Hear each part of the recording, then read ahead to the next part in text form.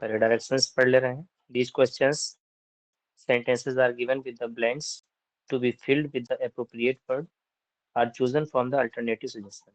इसमें हमको सही वर्ड जो है चूज करना है। पहला वर्ड है plural form of fungus. Fungus का प्लूरल सभी को पता है, कई बार पढ़ा गया है, एग्जाम में भी क्वेश्चन पेपर जो हम लोग सॉल्व करते हैं इसमें भी आया है। क्या हो जाएगा जी? फंगी। आवाज नहीं जा रही है क्या? यस सर, आ रही है। आ रही है सर, यस सर, आ रही है। चलिए, बहुत सन्नाटा है, हम सोच रहे हैं कहीं ऐसा तो नहीं डिस्कनेक्ट हो गया, कोई बोल ही नहीं रहा है। नहीं ऐसा इजी नहीं है क्वेश्चन सर, है। डिस्कनेक्ट हो गया तो बता दीजिए। ठीक है, ठीक। सेकंड क्वेश्चन है plural form of sister in law. ठीक है, तो सिस्टर इन लॉ सभी को पता है कि मेन वर्ड में हम यस जोड़ते हैं, सिस्टर्स इन लॉ होता है ना कि लाज, and second option will be correct here. Past tense of verb sleep, slept होता है, वेल नोन है, second will be correct option. Next, opposite पूछ रहा है असेंड का। ठीक है, असेंड। ठीक है, good evening sir. Good evening, good evening, very good evening. तो असेंड का अपोजिट हो जाता है डिसेंड। ठीक है, जैसे असेंडिंग ऑर्डर, डिसेंडिंग ऑर्डर। ठीक है, आरोही अवरोही क्रम हम लोग पढ़ते हैं। नेक्स्ट क्वेश्चन है fifth question, the most appropriate meaning of the word legible. Legible का मतलब होता है जो पढ़ने के योग्य हो, capable of being read. Okay, hence third option will be correct here. Down का राइमिंग वर्ड, बहुत इजी इजी जो है क्वेश्चन है। ठीक है, डाउन का टाउन हो जाएगा जो अप्रोप्रिएट राइमिंग दे रहा है, hence second option will be correct here. Gender पूछ रहा है, टेबल का जेंडर क्या हो जाएगा? न्यूट्रल जेंडर है, चूंकि जितनी भी नॉन लिविंग चीजें होती हैं वो सब न्यूट्रल जेंडर में कंसिडर की जाती हैं। अफेक्ट क्या है? अफेक्ट एक वर्ब है, जबकि इफेक्ट जो है क्या है नाउन होता है। ठीक है, hence option second will be correct here. Is the भी तो होता है करेक्टली स्पेल्ड जी?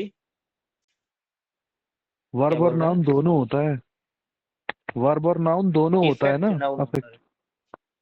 अफेक्ट नहीं बता नहीं, रहे हैं सर, वर्ब वर्ब भी नाउन भी तो होता है ना ये।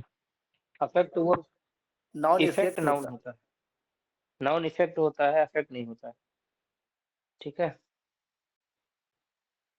आगे चलते हैं।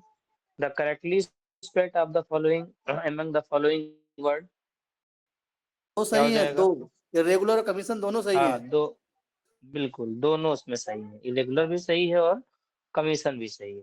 ठीक है, आगे चलते हैं। One word which can substitute one who can not here, जो सुन नहीं सकता है, डीफ है ना, बहरा, hence A option will be correct here. कोई कुछ कह रहा है क्या? चलिए, आगे हम लोग जो है पैसेज डील करेंगे। 11 से लेकर के 14 नंबर क्वेश्चन तक जो है पैसेज पर बेस्ड आपको क्वेश्चंस मिलेंगे, जिसमें सबसे पहले हम जो है पैसेज को पढ़ ले रहे हैं, उसका मीनिंग समझ ले रहे हैं, आफ्टर दैट हम सॉल्व करते हैं क्वेश्चंस। तो पैसेज हमारा स्टार्ट हो रहा है, हु डिजर्व्स मोर पनिशमेंट, मतलब सबसे ज्यादा दंड का हकदार कौन होता है। एक तरह से क्वेश्चन पूछते हुए जो है पैसेज की स्टार्टिंग हो रही है, सबसे ज्यादा दंड का हकदार कौन होता है। उसमें आगे फिर क्वेश्चन किया जा रहा है, वन हु गिव्स ब्राइब और वन हु टेक्स देम, वह व्यक्ति जो रिश्वत देता है या फिर वो व्यक्ति सबसे ज्यादा दंड का हकदार होता है जो रिश्वत लेता है। आगे, the corrupt practice of bribery is possible because there is someone who is ready to pay money for illegal action or decision in his favor।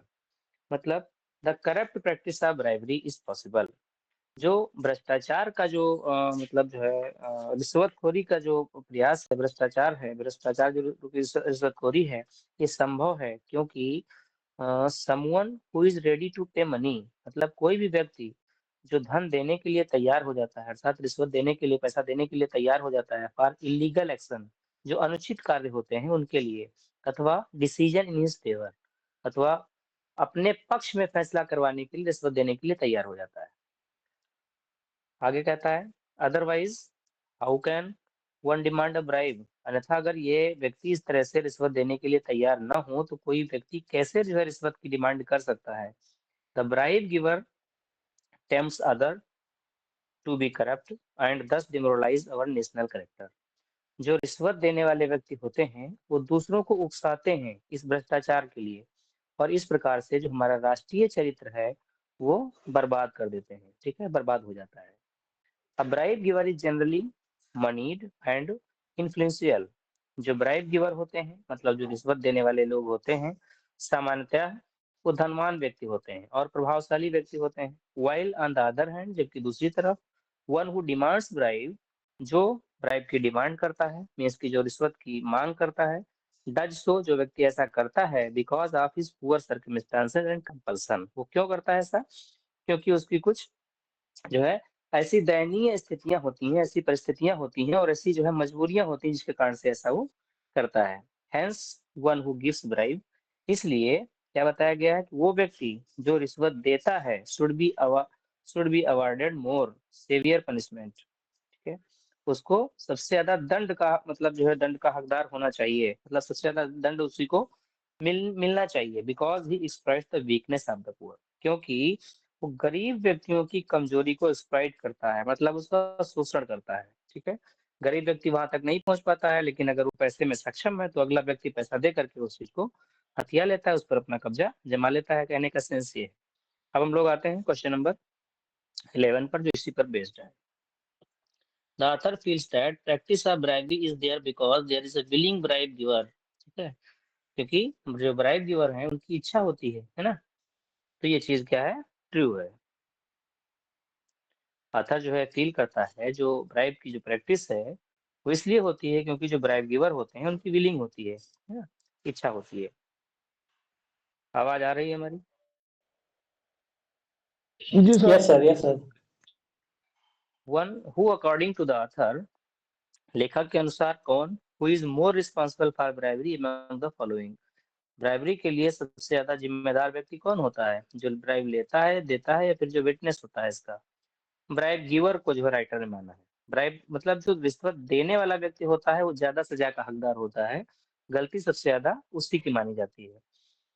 गरीब आदमियों को एक तरह से जो है बीच में रोड़ा वही बन जाता है, वहां तक गरीब आदमी जो है पैसा न देने की वजह से नहीं पहुंच पाता है। आगे देखते हैं, who according to the author should be punished more severely, लेखक के अनुसार सबसे ज्यादा कठोर दंड किसको दिया जाना चाहिए, जो ब्राइब गिवर होता है, जो रिश्वत देता है। राइटर यही बताता है कि जो रिश्वत देने वाला है उसी को सबसे ज्यादा सजा देनी चाहिए। Hence option second will be correct है। 14th क्वेश्चन है, पैसेज का लास्ट है, who exploits the weakness of the poor. अभी लास्ट में मतलब हमने देखा अकॉर्डिंग टू द ऑथर, तो जो है लेखक के अनुसार कौन एक्सप्लॉइट करता है वीकनेस ऑफ द पुअर को, वन हु गिव्स ब्राइब, है ना, जो रिश्वत देता है। Hence option third will be correct है। आगे चलते हैं। देखिए यहाँ पर जो है एरर पार्ट हमको पहचानना है 15 से लेकर के 17 तक।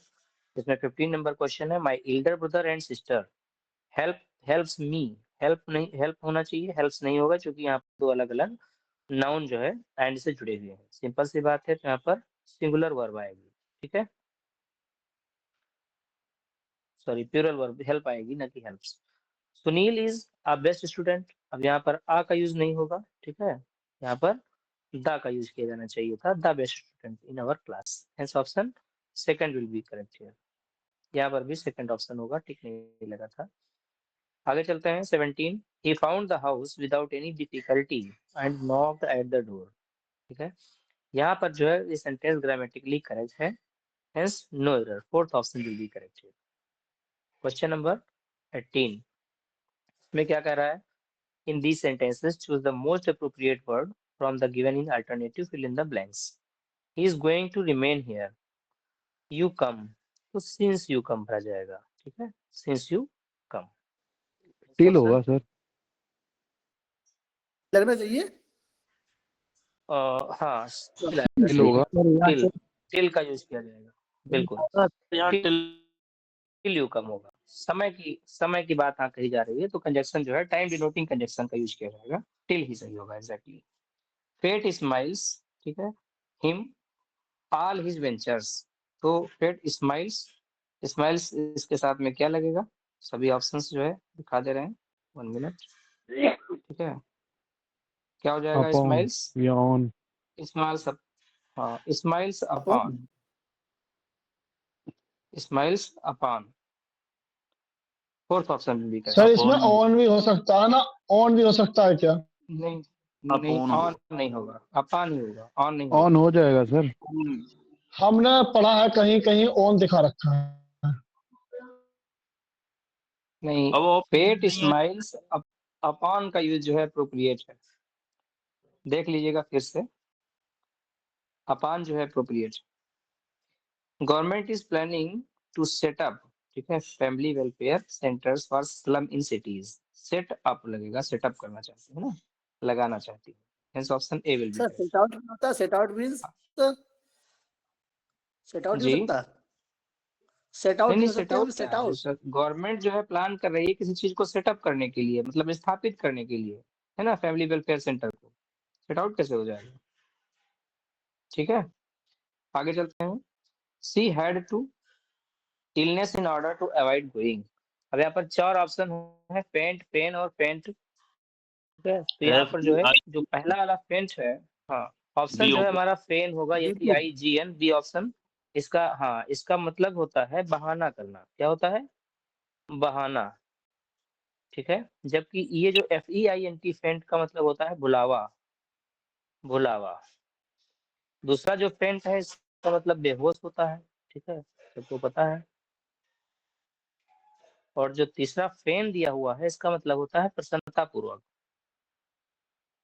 प्रसन्नता पूर्वक। ठीक है, hence option B will be correct here. आगे चलते हैं।